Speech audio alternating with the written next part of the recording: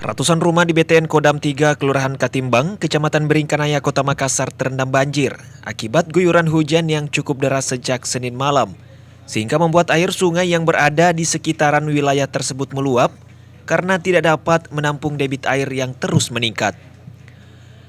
Selasa 22 Januari, warga pun mulai mengevakuasi kendaraan miliknya ke tempat yang lebih tinggi, karena ketinggian air di beberapa titik di BTN Kodam 3 sudah mencapai dada orang dewasa.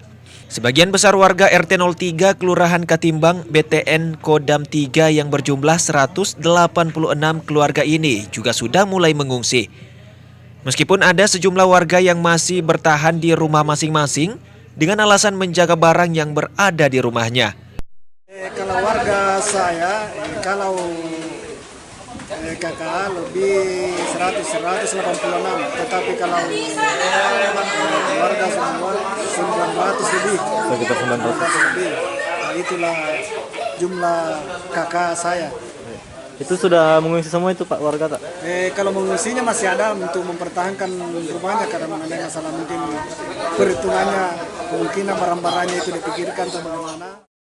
Rahman pun berusaha membujuk warganya untuk mengungsi karena hingga saat ini debit air masih terus meningkat akibat hujan yang tak kunjung reda. Ihsan, Fajar TV dan Fajar Radio melaporkan.